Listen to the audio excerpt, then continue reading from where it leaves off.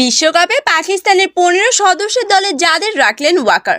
টি-20 বিশ্বকাপের দ্বিতীয় আসরে শিরোপা ঘরে তুলেছিল পাকিস্তান। দীর্ঘদিন কোনো সাফল্য না পাওয়ায় দলটি শিরোপার খুব কাছাকাছি চলে গিয়েছিল গত আসরে। 2022 সালে সেই ফাইনালে ইংল্যান্ডের বিপক্ষে হেরে শিরোপা বঞ্চিত হয় বাবর আজমরা। দরজায় কড়া নাড়ছে আরও একটি বিশ্বকাপ। আগামী 1 জুন থেকে মার্কিন যুক্তরাষ্ট্র ও ওয়েস্ট ইন্ডিজে বসছে 20 ওভারে এই বিশ্বকাপ আসর। গতবারের মতো এবারও শিরোপার দাবিদার পাকিস্তান দল।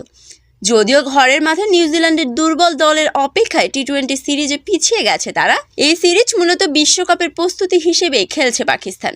সেই টুর্নামেন্টের 1 মাসের বেশি আগেই নিজের পছন্দের 15 সদস্যের নাম ঘোষণা করেছেন পাকিস্তানের কিংবদন্তি পেসার ওয়াকার ইউনিস।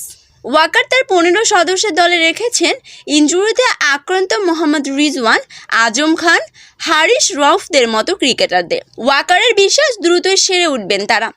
গতকাল নিউজিল্যান্ডের বিপক্ষে চতুর্থ ম্যাচের আগে অনুষ্ঠানে ওয়াকার এই দল বাছাই করেন। ওয়াকার বিশ্বকাপ দলের টপ অর্ডার বেশ শক্তিশালী। বাবর আজম সহ দলে রেখেছেন সাইম আইয়ুব, ফরক জামান, উসমান খানদের মতো তারকাদের। অলরাউন্ডাররাও কম শক্তিশালী নয়, আছেন সাদাব খান, ইফতিখার আহমেদ, ইমাদ ওয়ামিস, আবরার আহমেদ ও উমাসা মীরকে নিয়ে স্পিন আক্রমণ করেছে ওয়াকার। তার দলে পেসার হিসেবে রেখেছেন সাইন আফ্রিদি, নাসিম শাহ, মোহাম্মদ আমির ও হারিস রউফকে। তবে দলে রাখেননি বর্তমানে নিউজিল্যান্ডের বিপক্ষে সিরিজে থাকা তরুণ 2 তারকা আব্বাস আফ্রিদি ও জামান খানকে।